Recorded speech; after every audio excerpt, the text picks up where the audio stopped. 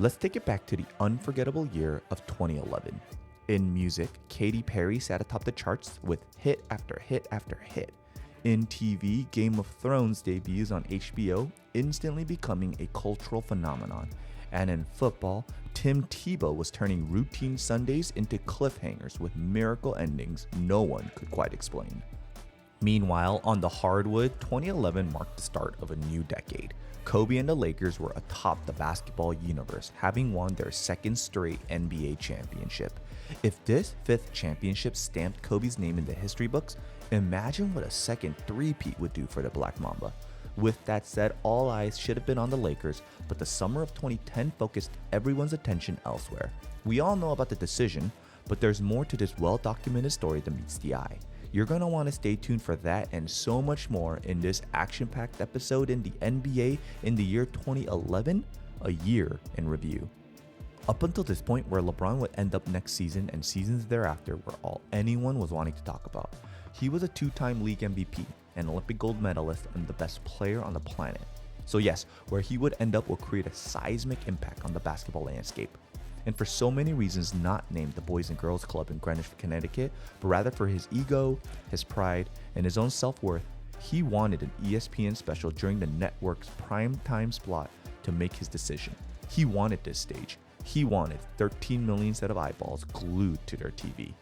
And up until the cameras eventually started rolling, LeBron and his camp did not anticipate how fake and phony this entire spectacle would come across.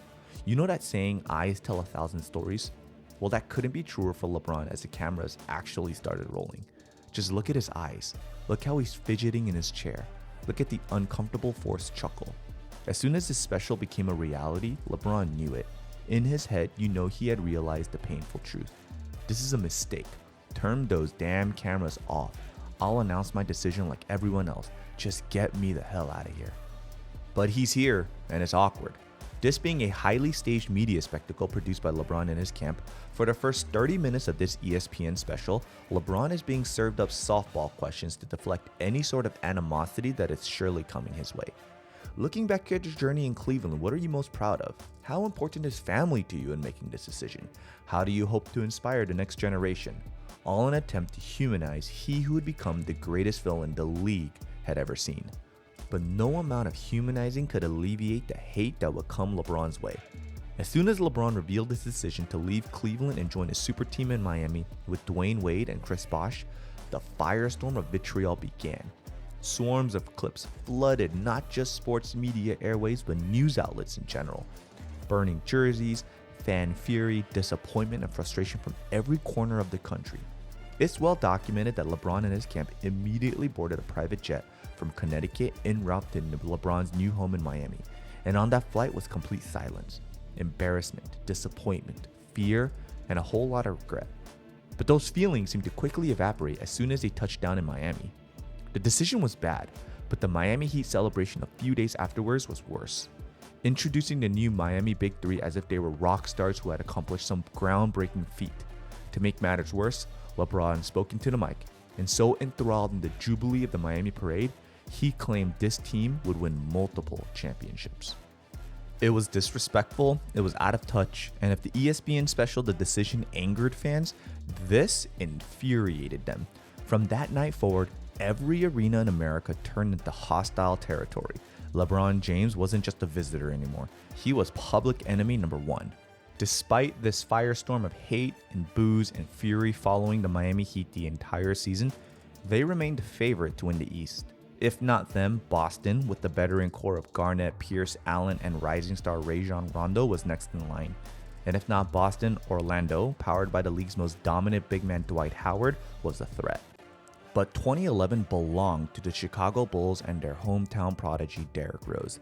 In just his third season, Rose didn't merely play, he erupted, shaking the league much like Allen Iverson a decade earlier in 2001. With his blinding speed, fearless drives, and unworldly athleticism, D. Rose resurrected a franchise left adrift since Jordan's last dance in 1998, seizing the NBA's best record and the Eastern Conference throne. Why Chicago and the league embraced Rose so deeply was not only his supreme talent, which was on display on a nightly basis, but it was his no frills, no nonsense, drama-free bravado that he brought along with it. You can tell he didn't need, didn't want, or didn't even look for the spotlight. He was perfectly content just hooping. Juxtapose that with LeBron in the decision, Carmelo Anthony requesting a trade for the bright lights of New York, Dwight Howard and his constant feud with head coach Stan Van Gundy. In 2011, D Rose was a breath of fresh air. No drama, no manufactured hype, just a kid from Chicago terrorizing the league and living his dreams. At the incredibly young age of 22, D Rose put Chicago on the map and was crowned league MVP, the youngest to ever win the league's most lucrative individual prize after averaging 25 points, 4 rebounds, and 8 assists, all while leading his team to the best record in the league. Just like 2001 was the year of Allen Iverson, 2011 was the year of Derrick Rose. With all the noise that the Eastern Conference was bringing, people were forgetting that the champs still resided in the Western Conference with the LA Lakers. 32-year-old Kobe Bryant was nearing the end of his prime, but was still looking as dominant as ever, playing an incredulous 82 games, back when playing a full season was almost like a badge of honor. His running mate Pau Gasol was continuing to play at an all-star level. Andrew Bynum was blossoming into one of the league's best centers, earning his first all-star game appearance, and highly underrated and incredibly versatile Lamar Odom was settling into his new role off the bench, earning himself 6th Man of the Year honors. The Lakers were looking poised to three-peat, but winning the championship this year would be different from prior years. The West had finally caught up to the Lakers, and there were some true threats to Kobe and the Lakers. The Oklahoma City Thunder boasted a young, gritty squad who were looking to accelerate their timeline and win now. The San Antonio Spurs, like most seasons during this era, were largely ignored, but its reliable Big Three somehow, again, found themselves atop the highly competitive Western Conference. But who we really need to discuss is the Dallas Mavericks. After choking a 2-0 series lead in the 2006 Finals to the Miami Heat, Dallas's playoff performance since then had been riddled with embarrassment and disappointment. No one will forget 2007 when they were upset in the first round by the We Believe Warriors. In 2008, they got manhandled by CP3 and the Hornets in the first round.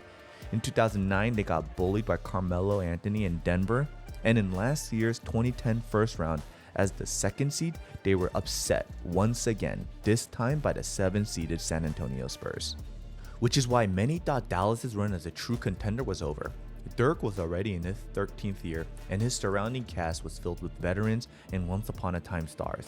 So as this year's playoffs approached, no one was giving Dallas much of a shot. However, Dallas managed to get through a highly competitive Portland Trailblazers team in the first round, but their next opponent in the second round was the heavily favored defending champion Los Angeles Lakers. Kobe and the Lakers were as motivated as ever. They knew what a three-peat would mean in the history books, and Dallas seemed like a mere bump in the road to what they hoped would be another purple and gold coronation. But once the series got going, the Lakers quickly realized two things. This was going to be a real battle, and secondly, and probably more importantly, they no longer had the best player in the series. Because as brilliant as Kobe had been and was in Game 1, Dirk was on a different planet. He was making every jumper, every fadeaway, every three-pointer. For the series, Dirk shot an incredible 57% from the field and 73% from three. He was red hot, and the Lakers had zero answer.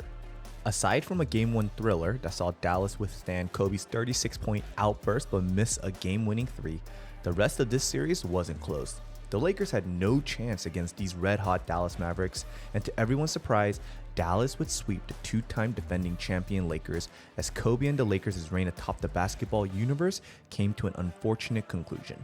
Kobe was now 32 years old, heading to his 16th NBA season. His 5 championships were nice, but to get to that elusive 6 to catch Jordan was looking bleaker and bleaker by the day. But that wasn't Dallas's concern. They were looking to write their own history. And with LA in the rear view, next up were the up-and-coming OKC Thunder. It was the league's next great superstar in Kevin Durant versus the league's hottest player in basketball today in Dirk Nowitzki. Both were tall, versatile, knockdown shooters. And although Durant put the world on notice at some points during this series, including an absolute poster on Brendan Haywood in Game 2, it just wasn't OKC's time quite yet. Dallas was on a full-blown redemption tour. And if Dirk was outstanding against LA, he was downright unguardable against OKC. In this series, that patented one-legged fadeaway of his became a thing of perfection. It was about as automatic as an offensive move can get, rivaling Kareem's skyhook in the 70s and 80s. And while Dirk was cooking and playing the best basketball of his career, his supporting cast, a collection of once-upon-a-time stars, also began finding their rhythm at just the right time. Peja Stojakovic, the former Sacramento Kings sharpshooter, seemingly hit every three ball that came his way. Sean Marion, the do-it-all matrix from Phoenix, once upon a time, seemingly got to every loose ball. And Jason Terry, Dirk's running mate for years now in Dallas, was hitting every clutch, momentum-shifting three ball his team needed. In the end, Dallas surprised the entire basketball universe by surviving an absolute gauntlet in the West to punch their ticket to the NBA Finals. Meanwhile, in the Eastern Conference, the new-look Miami Heat were determined to silence the noise, the hate, and the fallout from the decision and the forming of the Big Three by proving themselves with a title. But standing in their way were the Chicago Bulls and the magical 2011 season from League MVP Derrick Rose. It's safe to say that the entire world outside of Miami, Florida was rooting for the Bulls. Homegrown superstar, the revival of a once legendary franchise, and a gritty supporting cast ready to take the next step. But unfortunately, not all dreams come true. The Big Three was just too dominant.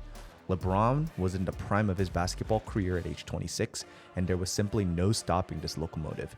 Chris Bosh and Dwayne Wade were second and third options, but if those two are your second and third options, there's not a lot any team, including the Chicago Bulls, could do. When the dust settled, the stage was set for a rematch of the 2006 Finals, the series that had haunted Dirk and the Mavericks for 5 long years. Wade had crushed them with one of the greatest finals runs ever, and this time he returned with LeBron and Bosh beside him. And as these finals got underway, the Miami Heat were heavily favored. Dirk's run had been nice and his supporting cast was coming up big, but how can they overcome Miami's 3 superstars? And Game 1 seemed like a sign of things to come. LeBron and Wade balanced Miami's attack to overwhelm Dirk and the Mavs, and the first 3 quarters of Game 2 appeared to be much the same. LeBron and Wade were proving to be too much for any team, this time Dallas, to handle.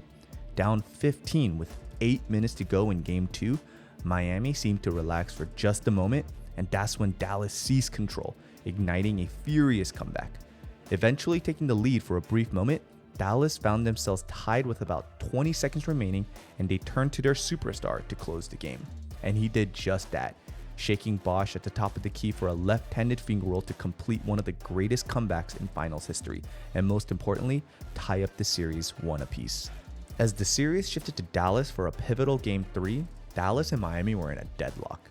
Dirk, as usual, headlined Dallas' attack, and for Miami, Dwayne Wade was rising as the Heat's primary option as LeBron was visibly taking a backseat. LeBron was deferring to Wade, and to Wade's credit, he was showing up big, just like he did in 2006. With Dallas down 2-1, Game 4 was a must-win for Dallas. The Miami defense was smothering Dirk, but he still managed an effective 21 points. On the Miami front, Wade continued his brilliance in these finals by tallying 32 points, and Bosh chipped in with 24 of his own. But the biggest headline heading into the fourth quarter of Game 4 was LeBron, who had only managed 8 points. And in the fourth, he completely disappeared, attempting only 1 field goal in a closely contested game. For the game, LeBron was passive, he was hesitant, and he was completely disengaged. Dallas had been brilliant and gritty all season and all finals long, don't get me wrong, but Miami, and specifically LeBron, gave this game away, and the series was now tied 2-2. And Game 5 was the exact same. LeBron completely disappeared again in the fourth quarter. He finished the decisive Game 5 with only 17 points. It was almost as if the season-long pressure, the expectation to win immediately or watch his newly built legacy crumble, finally swallowed him whole. And in those last 2 games, he looked like he wanted nothing to do with the spotlight. With LeBron failing on the game's biggest stage, the Dallas Mavericks were able to close out Miami decisively in Game 6 to win their franchise's first ever NBA championship. Their leader, their homegrown talent who had joined the franchise in 1998, won Finals MVP and cemented himself as not only one of the greatest power forwards ever, but his 2011 playoff run remains one of the most legendary. He demonstrated a model of efficiency and dominance, all while knocking off 8 first ballot future Hall of Famers in Kobe Bryant and Pau Gasol, Kevin Durant, Russell Westbrook, and James Harden, and finally LeBron James, Dwayne Wade, and Chris Bosh. 2011 Dirk is among the greatest in NBA history, and with this run, his playoff disappointments became a thing of the past, and he officially solidified himself as one of the greatest power forwards to ever play the game.